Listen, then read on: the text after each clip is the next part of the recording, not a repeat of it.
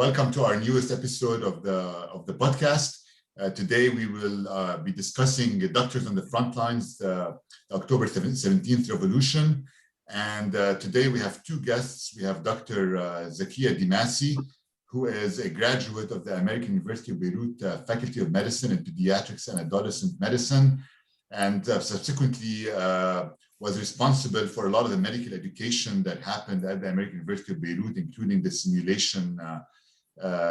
simulated patient care at AUB. And currently she is at the St. George University Hospital Medical Center, where she is helping co-develop the education curriculum at the medical school over there.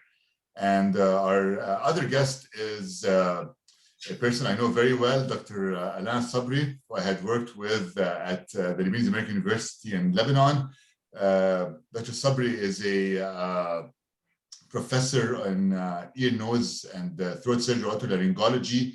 He graduated or did his residency at Georgetown University, followed by a fellowship at Case Western University, and then subsequently several other sub-fellowships at Vanderbilt and at the Mayo Clinic.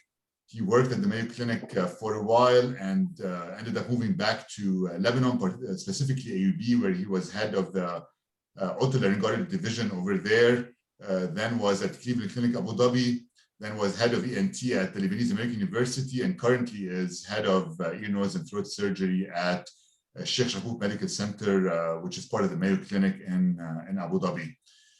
So Zakia and Alain, welcome to the podcast. Thank you. Thank you, Khalid. So I'll probably start with Zakia first. I was going to ask you, Zakia, so because you were probably longer than both of us in Lebanon before the October 17th revolution, and how was the practice of medicine and medical education, particularly before the October 17th revolution in Lebanon? I can't speak much of the medical practice because I went directly from doing my residency into medical education, and it was not something I planned, but then I ended up staying in that. So, but it was from knowing from my colleagues, it was becoming tougher because we have the ratio of physician to patient is quite high. We have an oversupply of physicians, not all of good quality, mind you, but the number is quite high, and they were concentrated so much in the cities. So it was becoming more competitive, and in order for you to build a clientele where you had to serve in various places and move around, like for maybe 3 to 4 centers in one day, and it took on average 5 years to establish a practice. So it was really difficult and getting more difficult with time. Now I can speak more of medical education. So when I joined the medical education unit at the American University of Beirut, they were in the process of finalizing the revamping of their curriculum. It was mostly teacher-based, a lot of didactic lectures and such, and they wanted to move into student-centered, competency-based, interactive kind of curriculum to be along with the recent developments in medical education. And this has also happened in other medical schools like LAU, mainly. Others were trying to follow suit. And then there was the other milestone, which was the accreditation, the World Federation for Medical Education, WFME accreditation, which became necessary, because otherwise, if you graduate someone and not from an accredited medical school, they cannot apply for residency in the US. So these were the major milestones happening. There were larger numbers of classes, but most of the graduates ended up leaving, at least from well-renowned medical schools. The others were either staying here or going to Europe, or just ending doing their residency locally and practicing locally. So there was some advancements, but at the same time there were things that there is no match between the educational industry and the job market. There was no coordination to ensure that this pipeline of physicians do find proper jobs, and also this dictates the kind of available residency and fellowship programs. Yeah, so basically what you're saying is the number of medical students that were graduating every year was much higher than the demand for doctors in the country.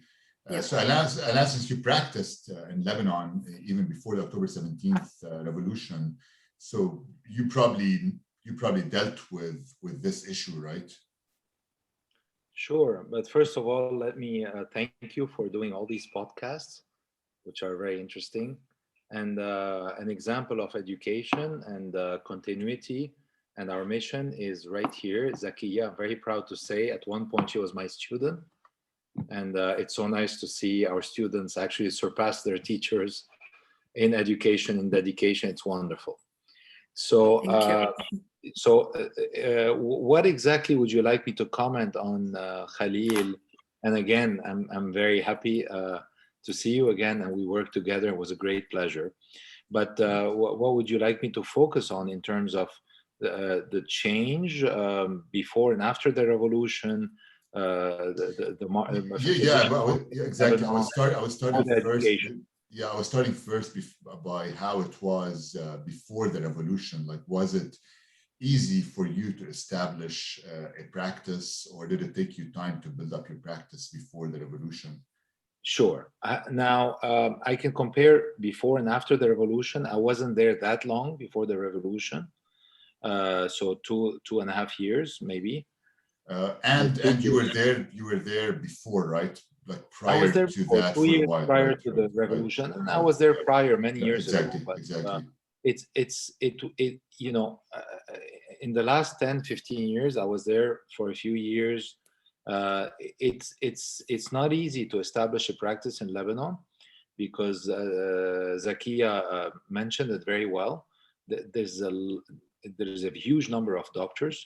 The ratio is one of the highest in the world, as you all know.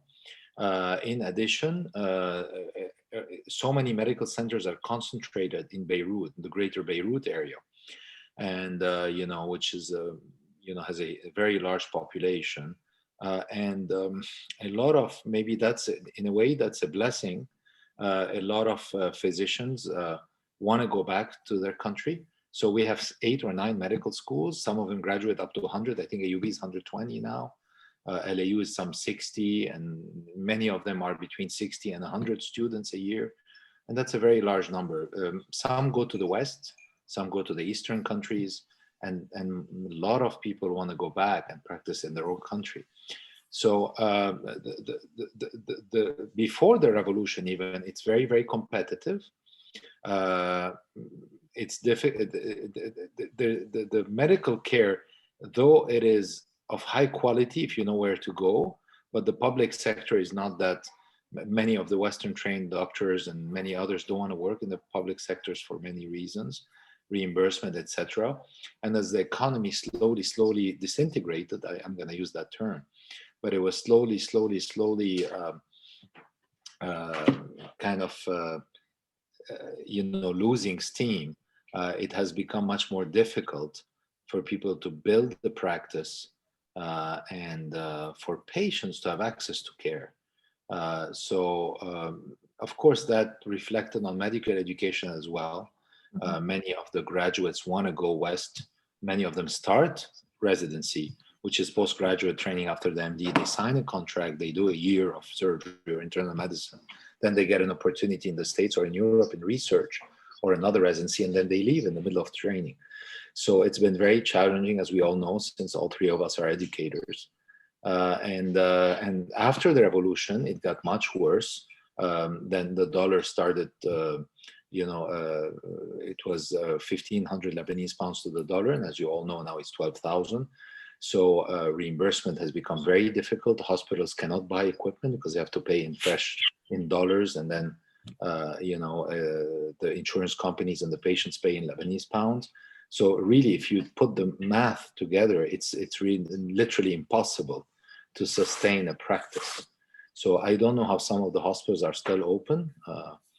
There are some subsidies, but it has become extremely challenging for physicians to not only build, but to sustain a practice. To also, some equipment became unavailable, some medications are unavailable. it became really difficult. And so did either of you, I mean, I know that the economic crisis as we were there was slowly developing over time. Did either of you think that there was going to be one day where there was going to be this big revolution and it starts and does not stop for a while? Zakia, you can probably start first. Well, I'm not someone who was involved in politics in any shape or form in my entire life. I would consider myself as I'm active socially. I would, do volunteering and stuff to, like a responsible citizen, but I was never involved politically. So I barely watched the news. So for you to have a proper assessment and be able to foresee something like that happening, you would need that kind of knowledge and exposure, which I'm not well versed in at all. So for me and people like me, no, I didn't see this coming whatsoever. The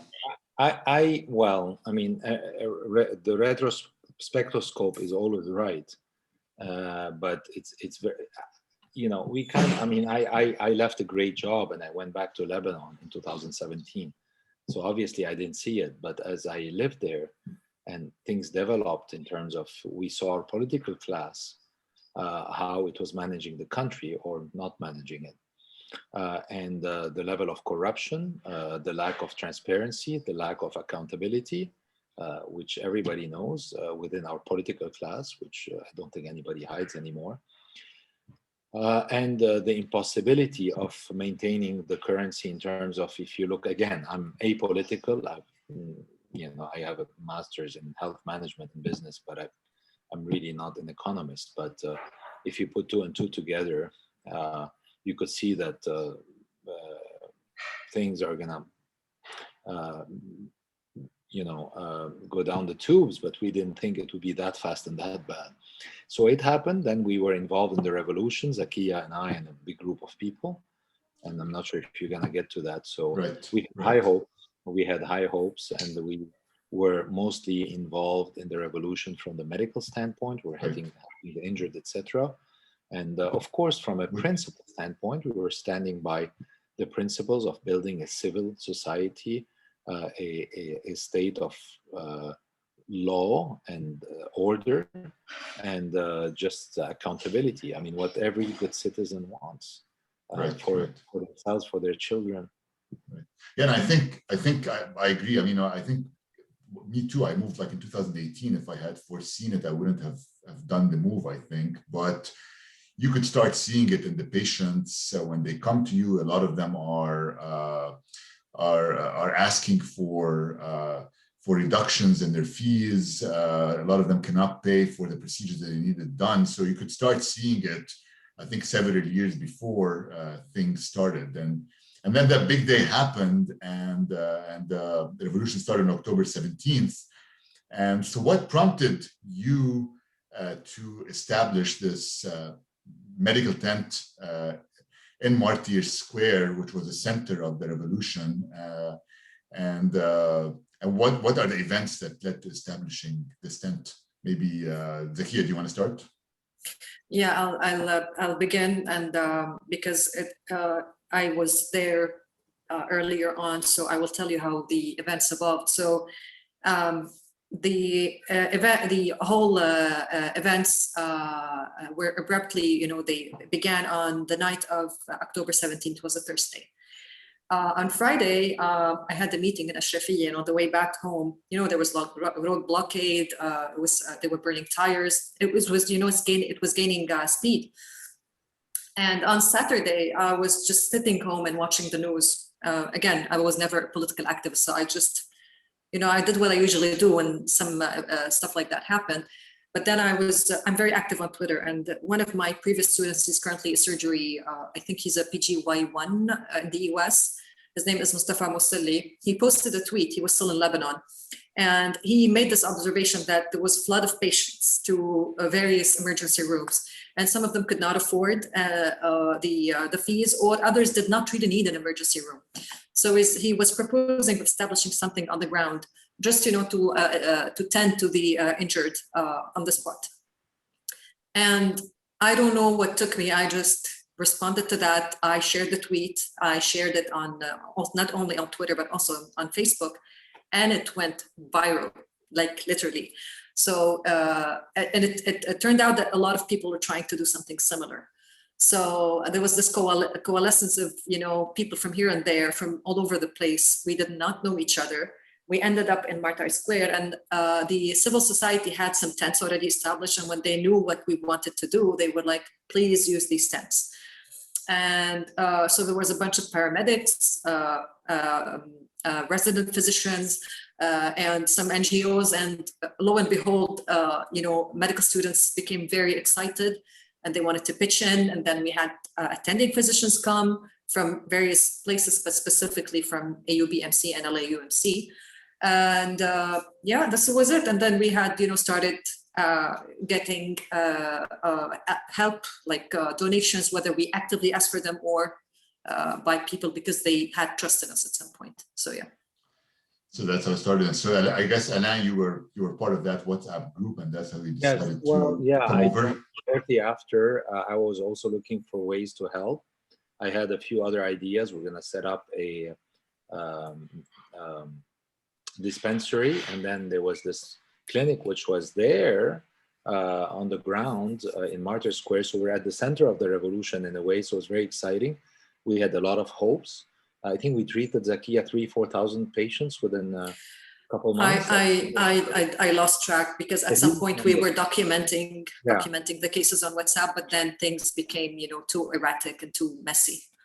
What opened our eyes, and we were interviewed on TV by Rewa, and what initially we're treating injuries, people getting injured. There were a few fights, but some accidents, people fainting. Then people started coming to us, and then we realized how bad the situation was economically and the health-wise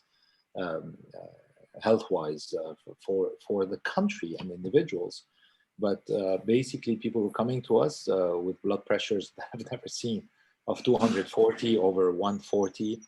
There was this, for example, this young woman who we couldn't get her blood pressure down, and the Red Cross was next to us, and we sent them to the various hospitals, some private hospitals, some public hospitals, because they couldn't afford it. So many patients couldn't afford care, and we realized to what extent some of them couldn't even buy Panadol or ointment for like $5. So we had donations of medications. So we dispensed some medications. We sent patients to the hospital when it was appropriate, and we took care of minor and moderate injuries on the ground. And sometimes some of us, for example, I had a lady who the LBC drone hit her head, and she had a big opening in her forehead. So I just put some pressure and took her to the ER at our institution and sutured her there. So, and Zakia also, and there was a gentleman whose life we saved. He was an older gentleman. He had a heart attack right there. So he didn't want to go to the hospital. So we ended up convincing him to go. He went, he did great. He came back. He was so grateful, and we're still in touch with him. So there were a lot of wonderful stories from that. And we were involved also in the revolution by being there, by supporting the causes and the calls for the revolution, which are, as you know, establishing a civil state, having some transparency, and being against the corrupt political class. But we were doing it while we were doing our humanitarian work.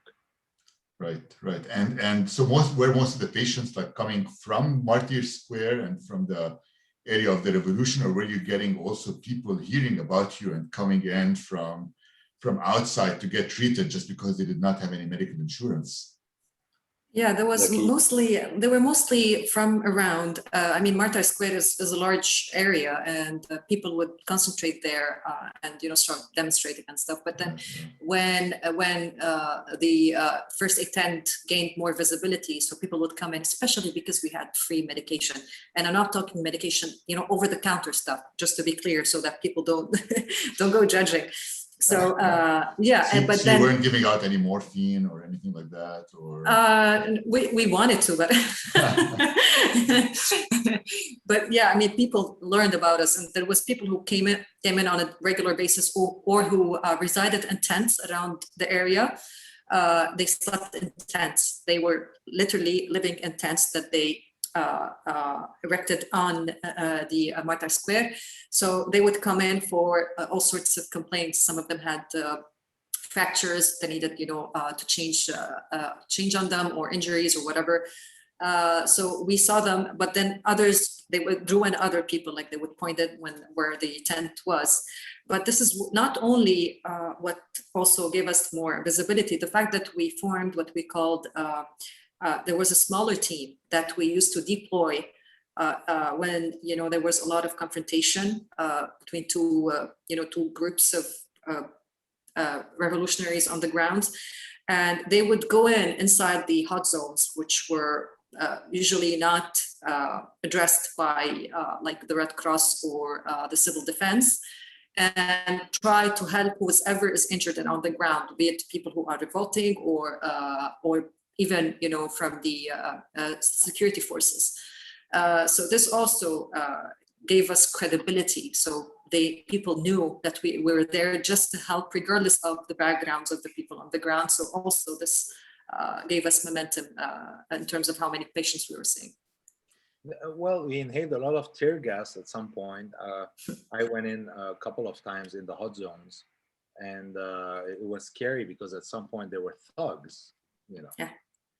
Everybody knows from what side they came from. Many of them just attacked us, and they started throwing firecrackers. At some point we thought they were shooting at us, and then the security forces threw tear gas, and we were stuck in the middle, and it was quite it was scary at times.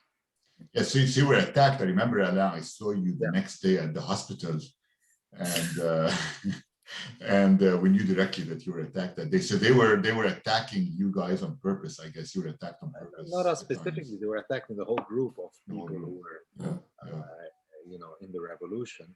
Yeah, and so we were very careful, but at the same time, we didn't know when there was going to be shooting or somebody's going to pull out a knife, because at some point, but then luckily the army and security forces stood between us, and the thugs went in and destroyed our tents many times and burned some of the tents in the Martyr Square. So unfortunately, it's hard to know when you're going to have a fifth column also is going to get involved and try to cause trouble. So we try to stay above all that and just to help patients. And we, at that time, there was a huge sense of camaraderie within the group, a sense of duty. It was a great feeling in a way. We were doing the right thing. We were taking the right stance. I don't want to say politically, but, ethically and nationally.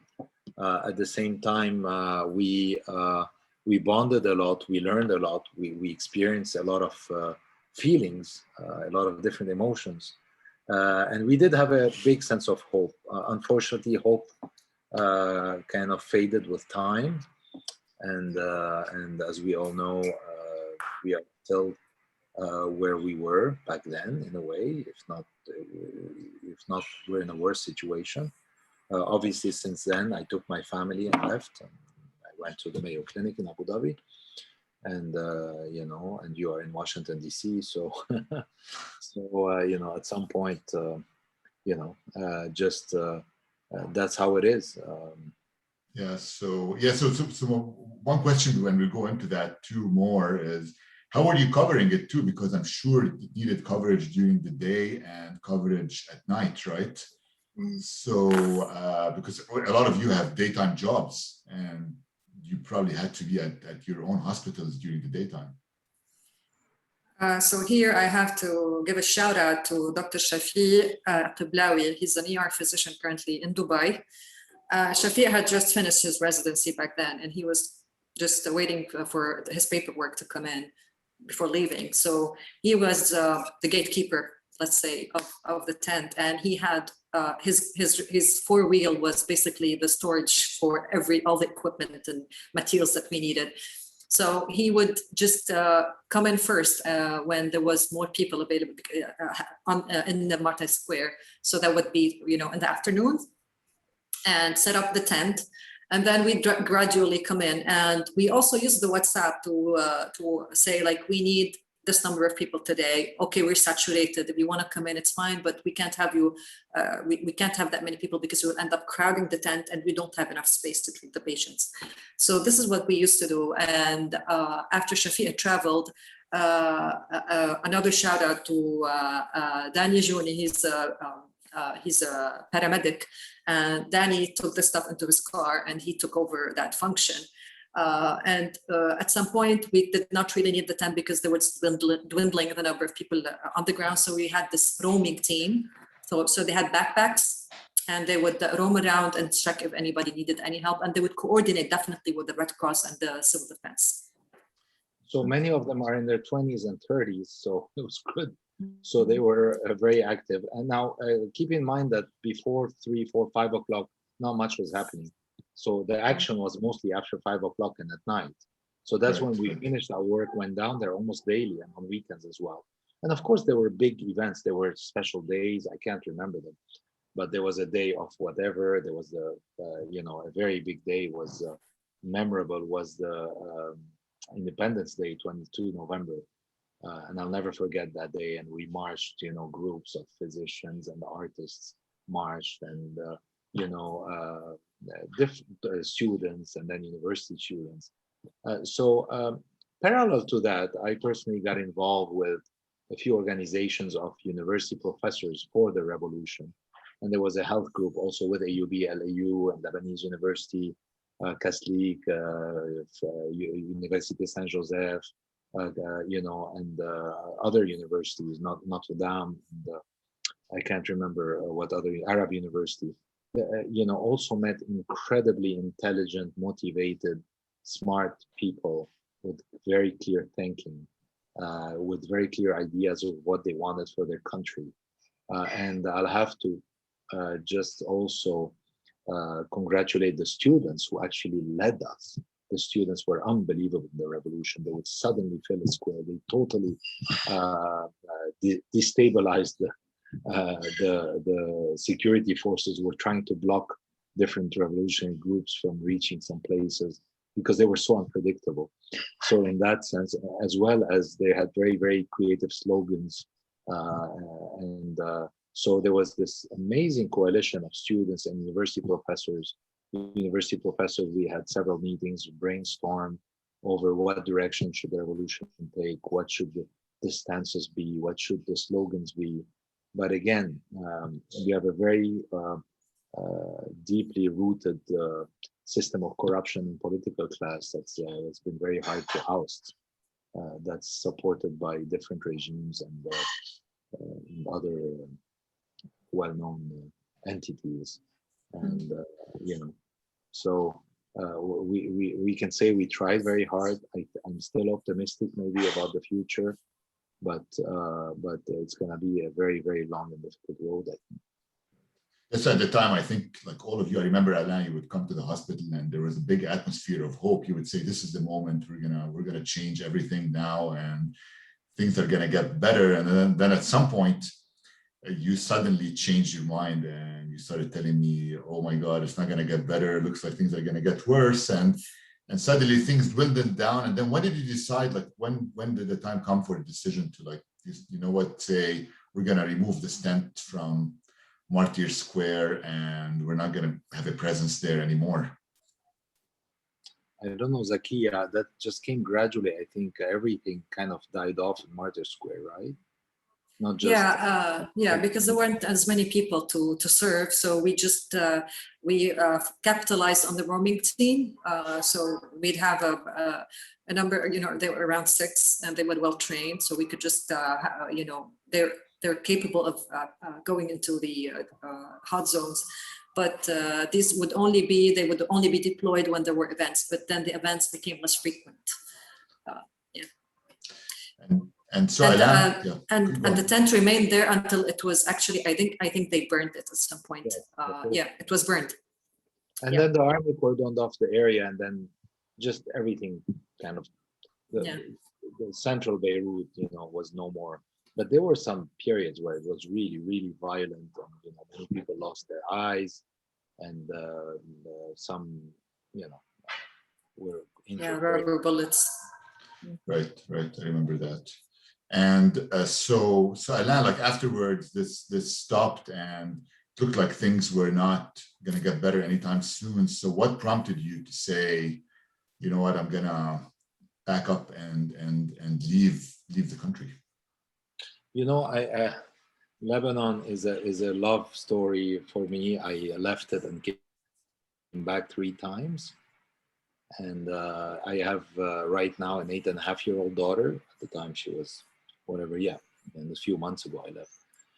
So with an 8-year-old daughter, with seeing the way, the direction that the economy and the situation was taking, and also there was my career, which I've had a good career in Lebanon, but I've had a very interesting and rich career in the United States and here with the Cleveland Clinic and the Mayo Clinic. So at some point you say to yourself, I've done this once, twice, 3 times. I've always gone back, and in a way, I don't want to, I don't like to say it this way, but made a career sacrifice by going back home. Of course, building a practice, serving your people is great, and teaching all these wonderful students who have gone on to be amazing is very gratifying. And also treating some of my old teachers from school, my community, was very gratifying. But at some point you say to yourself, you weigh the pluses and minuses, and you realize that, I've done enough. I've gone back home. I've done all I want to do, all I can do. I've tried very hard. And at some point I've got to think about my family, my career, and my family's financial future also, because they took everything. Our money is stuck in the bank down there. We can't do anything with it. We don't know if it's worth anything, if it's just a number on a screen, or we're ever going to see it again. Some of us have some real estate also. We can't do anything with it. We came somewhere where we lived before. We liked it. That was stable, safe, with a great institution. And I just made that choice with my family. Right. And Zakia, you're still there. How have the effects on, and you can be brief about that because you're still involved in medical education. How have you seen the effects on the medical students? Like, are all the students now, do they all want to leave? Do they want to stay? What are their thoughts? Hala, I can say about the medical practice because I'm in touch with a lot of colleagues, right. And a lot of them are suffering along with their patients. So I hear it repetitively. They say, I am seeing patients for less than $10 per patient.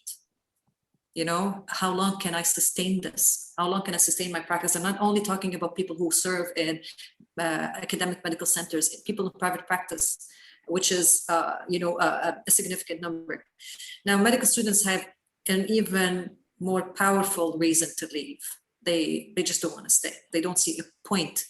Why would you want to stay here unless you can't leave, right? So because leaving has financial, obligations coming with it. So yeah, a lot of them are even more strongly driven to find whatever way to leave, unfortunately. I don't know what's going to happen with the medical practice in Lebanon. We saw with this massive exodus of physicians and all the healthcare force, including and specifically nurses, which are also in short supply in Lebanon. 2 points I'd like to add to what Zakia said exactly regarding the medical students wanting to leave and residents. The problem is that training is suffering too. Patients have less financial security. Many have lost their insurance. Many physicians left. So they're having less access to training and education. Mm-hmm. So they're telling you, why should we stay? Because our best teachers are leaving. We are, for example, especially the procedure related, gastroenterology, your specialty, pulmonary medicine, they're doing much less bronchoscopies, esophagoscopies, surgeries, seeing less and learning less. And they don't see a future in the country because if they train in Lebanon, they can mostly work in Lebanon or So they figure, let's go to the West if they can. So those that can, so that's a big problem, is their exposure to training. Yes. We're trying to do things. I'm trying to work with a few major universities in Lebanon to do some affiliations, to develop some affiliations here, to be able to help in that way. On the other hand, sadly, every single day I receive 3 to 5 CVs from people that I know and people that I don't know in Lebanon. They send me their CVs. They said, please, can you get us something in the Arab world, in the States? It's becoming quite common to have people want to leave, and many are leaving. So Zakia, you don't have to answer this question, but you've been there for a long time. You've been involved in medical education. You have a lot of students who have learned with you. And I know it's probably hard for you to leave all of this, but what would you say is your breaking point? Like, when would you say, all right, I've had enough of this? Well, obviously my situation is a bit different because I don't have my own family. I don't have a partner. I don't have a child. So I'm not financially responsible for anyone. But at some point, my parents are getting older. Okay. My mom does not work. My father is a retired army officer. So his retirement salary is peanuts now, right? At some point, if I will have to pitch in and support them financially, this would be my breaking point. I would want to protect my family at any cost. So then I would be, again, ostracized, just like everybody else. What about for your career? Oh, that's, yeah, well, that comes second. Family first. Career, yes, especially, medical education is a nascent field and it's taking a lot of time for it to develop in Lebanon, specifically in terms of research. You don't know how difficult it is to publish something in a good quality journal that is medical education from here locally, unless you do international collaborations. And my career suffered because of that. And I want to take that step forward. I'm at a stage where I really need to rise up and, move ahead.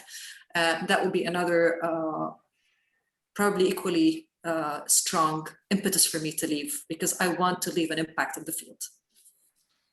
So Khalid, the way I see it, there are people like Zakia's situation who want to help their family.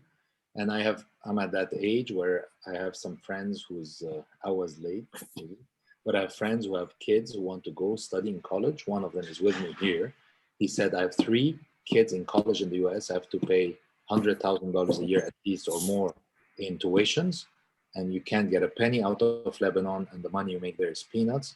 So he tells me, even if I sell everything I have, I cannot educate. I cannot transfer the money out. So these people are forced to go. And then there's another group of physicians. You're kind of a bit older than them, maybe. Those young guys that we know, like our friends who just graduated from top US medical schools. One of them was with us, a cardiologist at Harvard. Another one from the Cleveland Clinic, Georgetown, another one from Houston. And they're very well trained. They come to Lebanon, and it's critical the first 5 years that you get your hands wet, especially as a surgeon or as somebody who does procedures. So they come, and the volume is low, and the reimbursement is low. And they tell you, they have offers from the top medical schools in the world. They have offers from the Gulf countries, excellent salaries where they would be busy. And they come there and they can't practice properly, and they can't keep their skills essentially. If you don't do a procedure often for a year or 2 or 3, then you're going to lose that skill. So that's another group that feels that they need to leave. Then there's a group like Zakia, like I said, and then there's a group whose kids are in college abroad who have to pay their tuition. You can't tell a kid who got accepted in an Ivy League school or in some great school in Europe and stay home and study at home, even though we have fabulous universities.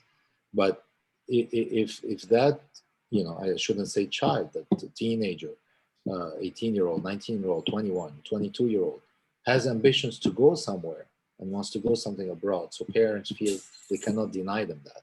And we're not in that culture where you have scholarships, you're in the US where it's normal to take a loan. So here, us Lebanese, everybody wants to pay for their kids' education, etc. So there are some who are lucky, who have foreign passports, who have subsidized universities, but most don't have that. So there are several groups of physicians that have various reasons for leaving. So from what I'm hearing from both of you, I think the biggest thing right now is to try to restore hope somehow by making the politicians do the right thing and try to solve the crisis. And it seems like if that does not happen, more and more people will be leaving, which will leave a big void in the country. If I may comment here, oh, sorry. Yeah, I've lost all hope that this political class will be able to achieve anything. Everything, I have zero faith in them.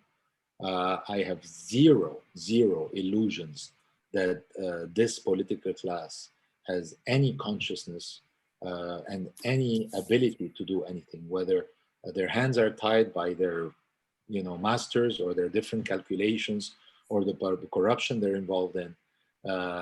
Some may be reasonable and honorable, but I think the majority is completely tied to various regional, international forces, financial deals, and corruption.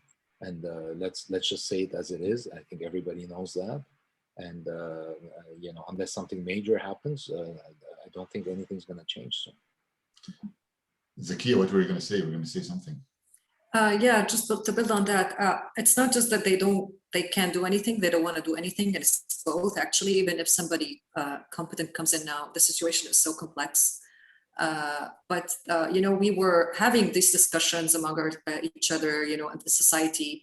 And then 2 days ago, I was watching a podcast with none other than the very famous Dan Azzi. And he mentioned something, and this is exactly what people were discussing. So they are pushing people to leave, pushing the Lebanese to go abroad, make some fresh dollars, send them back home. So this is like two birds in one stone. So when you push people out, you have less consumption, so you don't have to import as much, so you don't have to use fresh dollars anymore, and you have them send fresh dollars into the country. And the ultimate purpose is to turn Lebanon into what Dan described as a welfare state, supported by people sending money from abroad, and it does not produce anything. This is very bleak, and when he said that, I almost broke into tears. But I mean, if you look at things, how they've been progressing, because we are in a free fall into the bottomless pit. That's it. Right. Yeah, that was the interview with the last 10 years or 15 years. The economy was living on I think a lot of the subsidies from abroad, people sending money. And a bit of tourism, but mainly people said, but I don't think I'm not sending a penny to Lebanon except for humanitarian causes and helping the good organizations that I trust, but I'm not putting a penny in Lebanon, and nobody's sending money to Lebanon anymore. Yeah, this is too bad. I think there's so many competent people like you guys, both of you and others who have tried hard to change things. And I think there was a big impetus for change for a while, but the problem is a lot of these people are losing hope, and a lot of them are leaving the country altogether because of that. So I think this was a great discussion with both of you, and I think hopefully we'll keep the hope that things will turn to the better at some point, because things will keep going to the bottom, but at some point something has to happen. They can't just keep going down. There has to be a certain breaking point where things will hopefully turn around. So we'll see when that happens. Listen, I think there is hope because of the people that you mentioned. There's an incredible,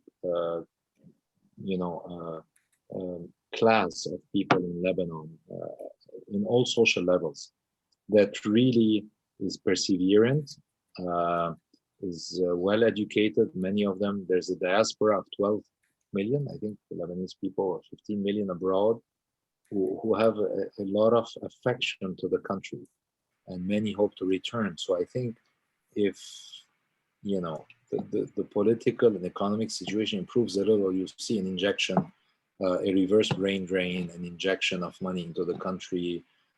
As soon as the situation may stabilize a little bit from the banking sector and economically speaking. So there's always a lot of energy drawn into Lebanon. So there is hope, but right now, you're right, we're in a very, very dark tunnel. I don't see how we're going to get out of it. But we just hope that the regional, international situation permits a little bit, because as you know, we're kind of a football in a big game as a country. We've always been, and I think if everybody takes their responsibilities, I think it can turn around with all the educational history that we have. American University of Beirut, 1866, Lebanese American University, Université Saint Joseph, all the great schools. I mean, we were the University of the Middle East, and I think we still remain. So I'm cautiously hopeful, but I don't see how right now it's going to happen. But there's always hope. All right. Thanks to you both. Thank you for being on this podcast. Thank you for having us. Good to see you again.